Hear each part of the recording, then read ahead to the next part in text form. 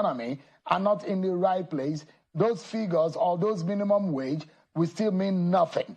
And so it means that the government must be doing the right thing. And what is Labour doing to ensure that government is on its toes to do the right thing, especially within the economic climate that we find ourselves? Well, government doesn't like pressure. The current administration doesn't like pressure. You know, if you equally come out tomorrow to say, government, we want to do a rally for you to realize where it is penning us, they will fight back. Yeah, and they will get people to attack you and call you all manner of names. They don't want pressure. However, the pressure they are going to get is, you know, direct and commensurate with the pressure we are receiving.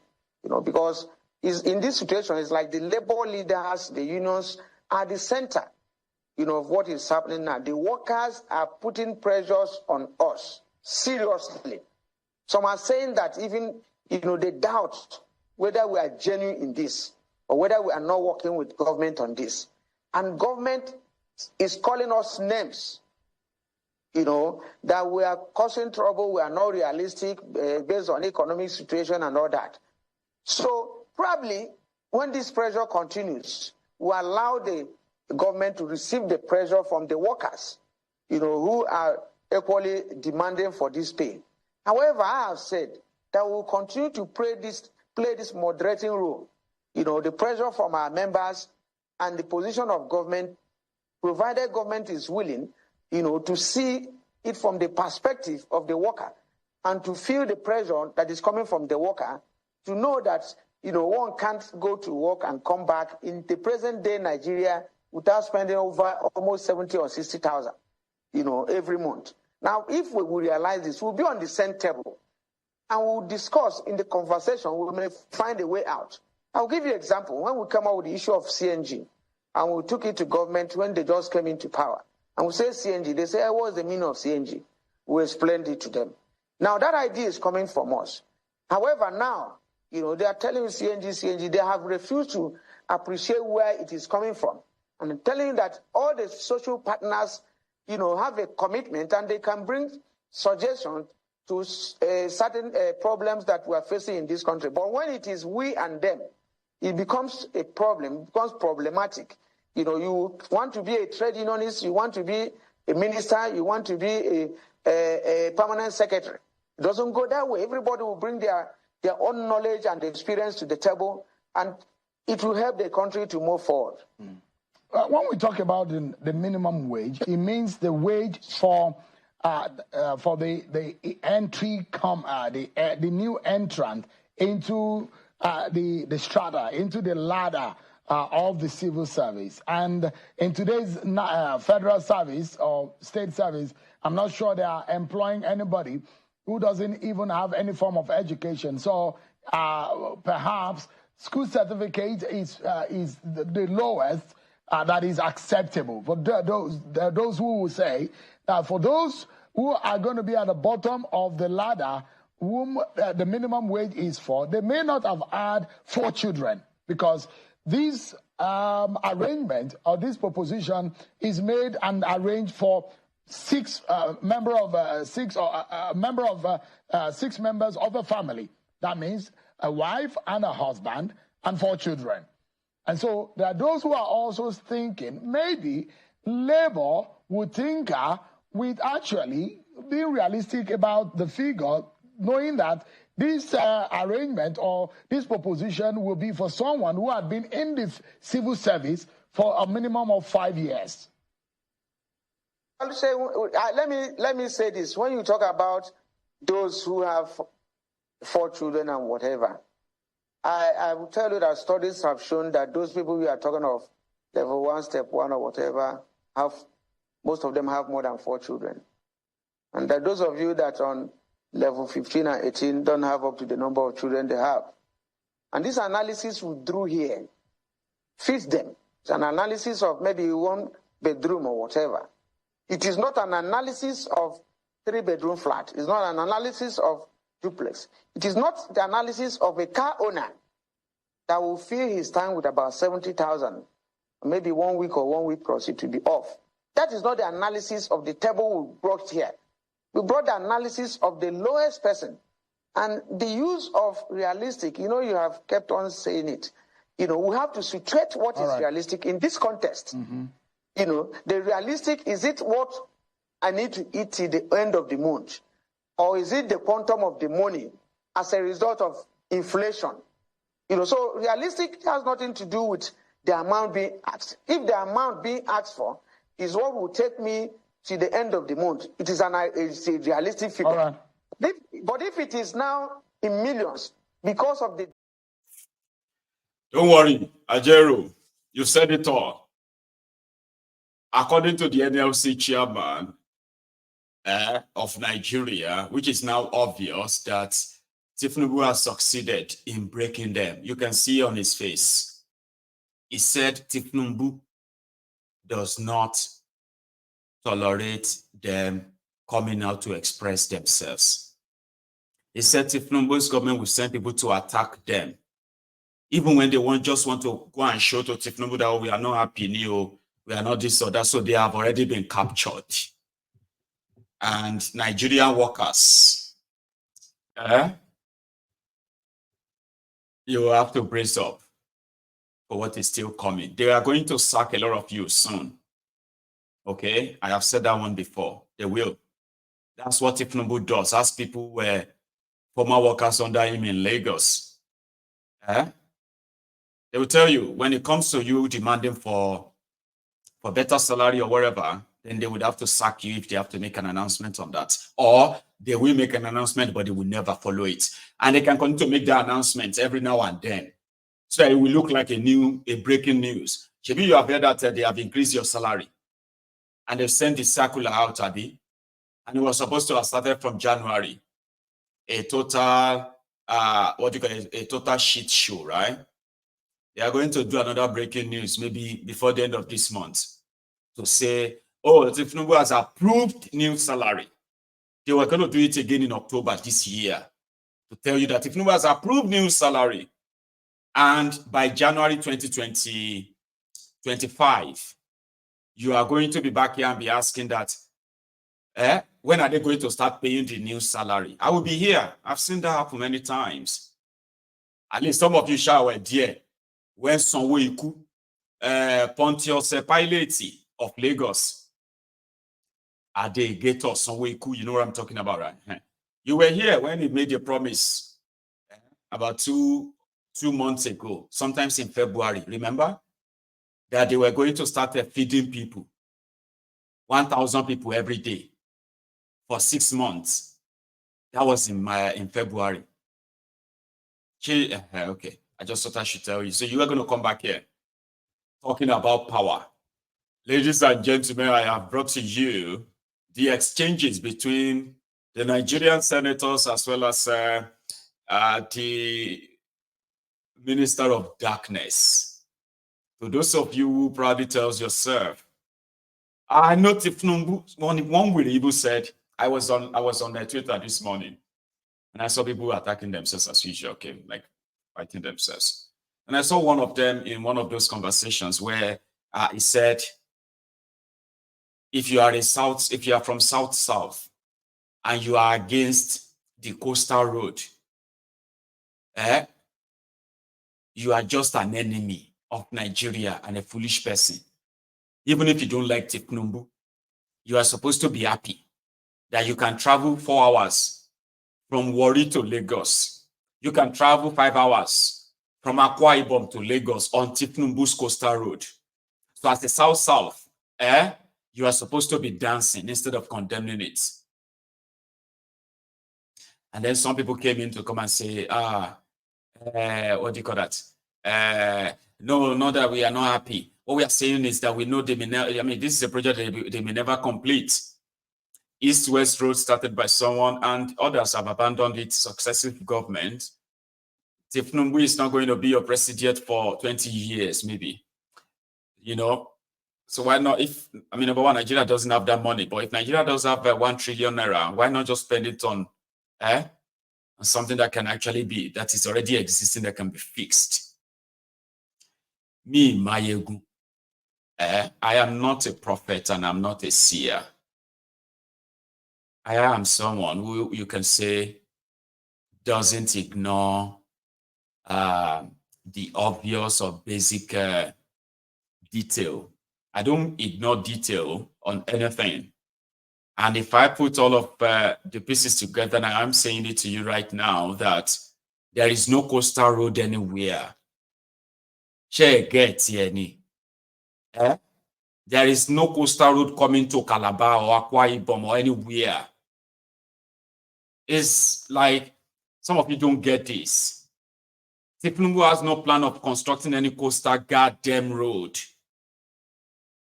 It is an opportunity. And that is how they see it. It is an opportunity.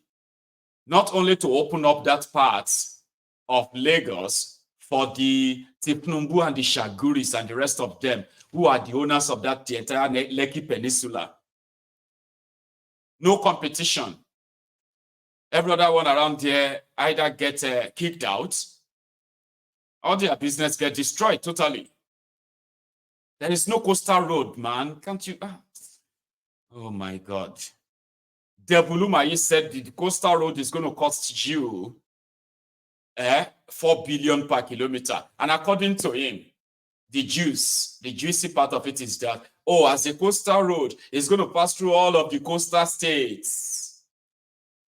Ogun, Ondo, Delta, like that. And just like that. So you can sit down and say, I can imagine it if they build this road. Are you mad, Ini? They will do just about 10, 20 kilometers of it. Once they clear that part of Eco Atlantic City, or what they call it, once they clear that part, the rest of you are just on your own. The lands they will claim or the land they will grab from the people around there will be shared by them. As part of the consortium of the Lagos Atlantic, the Shaguris. Can't you see that? And somebody said, okay, if they get to Ondo border and they don't continue, people can complain. What are you going to do? What are you going to do? Other than just to come here now and cause them. Abi? So why are you kind of trying to make it look like those who knows them very well, pointing this out, are enemies of Nigeria? But the real enemies, you are looking at them, you think they are your friends, right? It is the same with power. In fact, I saw something that I actually put up. The giant of Africa, giant of Africa, supposed Nigeria, is actually generating almost a ridiculous 4,000 megawatts of electricity. Maybe I told you that when these criminals came in, Nigeria was generating under Goodluck Egbere Jonathan. Nigeria was generating over 8,000 megawatts of electricity, distributing over 4,500 megawatts of electricity. And back then, they said the problem of electricity in Nigeria is not really generation, it is distribution. Nigeria has enough infrastructures, right, to distribute the generated electricity. Part of the lies, don't forget. Everything don't enter canal. Under these criminals, especially under Bokuwari, the Nigerian national grid collapsed. Nigeria national grid collapsed. Ask me how many times. Nigeria national grid collapsed 231 times under Bokuwari.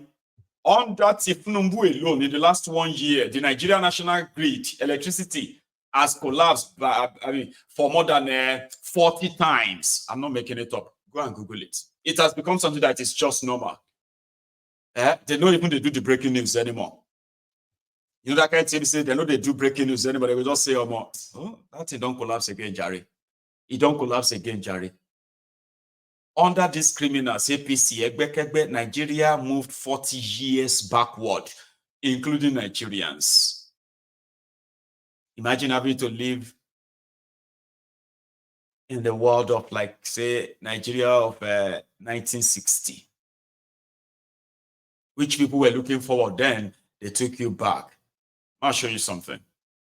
This is the electricity generation in Nigeria according to them, go. I don't know if you can see all this number. All right.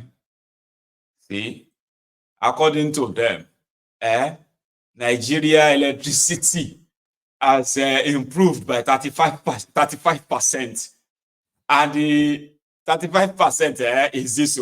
So they have generated 4,338 megawatts of electricity. 4,338 in the giant of Africa and generating. And they are distributing 3,084 megawatts of electricity. And this is the country they told you is going to be great. It's going to be great. And you too, you are angry when people tell you it is countries don't become great by the word of affirmation or word of mouth. You have to put in the work. But in your delulu, you made this clown or Tifnumbu, the man who sabi discover talent. I cannot share my strategy, Baba Wiri. I don't want to sit here and reveal all my strategy. I am the first speaker among the three of us running. So they will spy on me. So you will have a limited answer here today. Another day you can bring me back. But that's part of what I do. I don't want to sit here. Nuisance Lele. Call you Ojokwagogo empty-head. He now gave you Peculiar Mercy, Penkele Mercy, Adebayo Adelaby, the one that wanted to be the governor for your state, by the way, as your minister. Let's go and take a look at the exchanges between him and the and the senators, where he practically told them, Nigeria, there is no electricity coming. And when there is no electricity, there is no development. Another 80 years of your life will be wasted by these criminals. And you are not angry. Idinio. But listen to this first. The one where they talk so, now former governor of Kebbi, Adebayo, is a thief. He retired after looting Kebbi for 80 years. He retired into the Senate. Ailero. And now they are trying to fight for you with Adelaby. Listen to this first, then I'll bring you Adelaby, the peculiar mess. My first intervention, Mr. Chairman, is on metering. This course has been charging customers the cost of meters. They insist that they have to pay for metering, despite the fact that both NAC and even DISCO themselves, they said meters are to be provided by DISCOs. But they have not been doing that. Instead, the customers have been bearing the cost. And secondly, Mr. Chairman, the CBN provided money for metering, but we learned from very good authority that that money is being diverted for other purposes. And right now, even the EFCC is investigating how that money is being diverted. I know there are 3 or 4 instances where that has been done. So we would like to know from CBN and also the minister and perhaps even NEC whether such allegations are true. On the issue of consultation, Mr. Chairman, Mr. Gwichkoli, it's quite evident that enough consultation has not been done before this tariff increase. And it is, to say the least, the increase is outrageous, it's unaffordable, and unrealistic. It is only the DISCOs that are supporting this increase, simply because it's going to favor them. But the Nigerian public,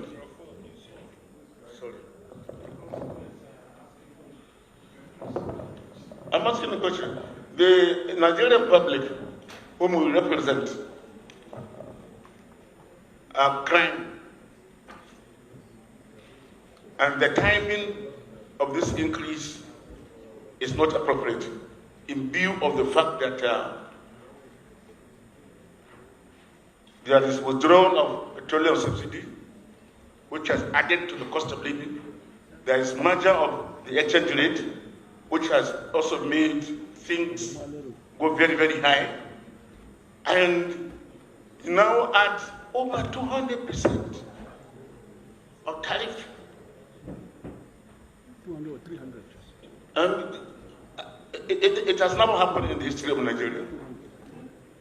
So I am of the opinion that, Mr. Chairman, from what we heard from the stakeholders, particularly the former chairman of NEC, and also Manufacturers Association, and he has represented manufacturers very well, that there should be a reversal of this tariff increase in the interest of this country.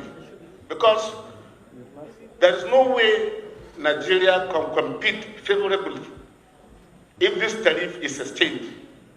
We heard that manufacturers have moved to Ghana, manufacturers have moved even to Benin Republic, some have relocated to other clients.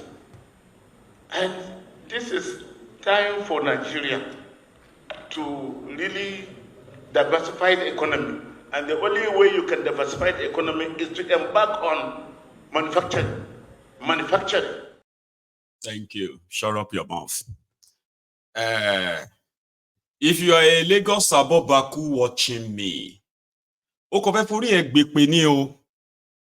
you understand? It is no longer fashionable to come here and try to defend these murderers.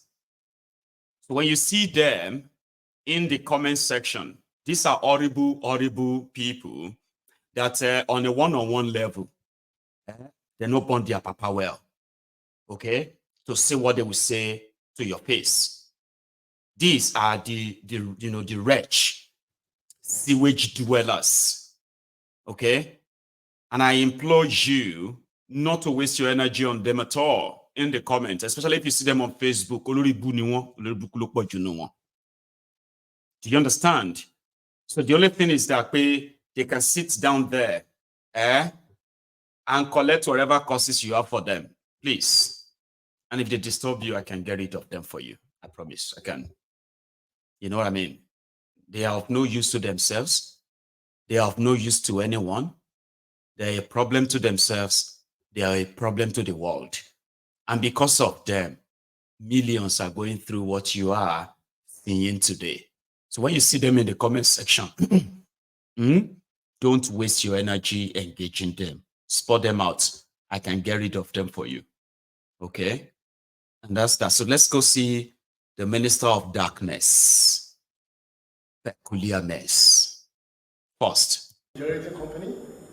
We don't have a distribution company. We can only compel them to performance.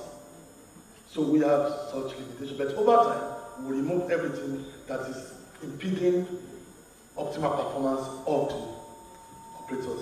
Thank you for that. Now, going back to the question, I will leave the question on the discourse charging for metering and the issue of diversion of meter fund to discourse and the NEC not to answer. But when it comes to issue of corruption, number one, which was the issue that the distinguished senator raised, we all accept the fact that for us to have a strong currency, intermittent CBN intervention is not the permanent solution. It is about import substitution, producing what we need and not relying on imports. That's self-sustainability. Then the second one is export promotion. After producing what we need and there is surplus, we also must export to other countries to earn foreign currency. Not just export of primary products like we do now, export of value-added processed products that can actually give us foreign currency. And we understand that. And you can never achieve this if you don't have a strong local manufacturing sector. And the key to strong local manufacturing sector is energy. We all know that. It's energy. And which is why we are saying that this sector must not die. We must take some steps to ensure we address the issues that are impeding optimal performance of the sector. And we must also appreciate that in trying to repair the sector, it will come with pains. If there is no pain, there is no gain. If you believe or you have trust and confidence in the handlers of the sector, and you allow all these policies to move seamlessly, we're going to get a permanent solution. On the issue of corruption, I agree with you. It pervades all government establishments, and this is what this administration is committed to eliminate. And I can tell you that since I resumed duty as Minister of Power, I've raised a number of issues to frustrate corruption in the sector and even expose existing corruption.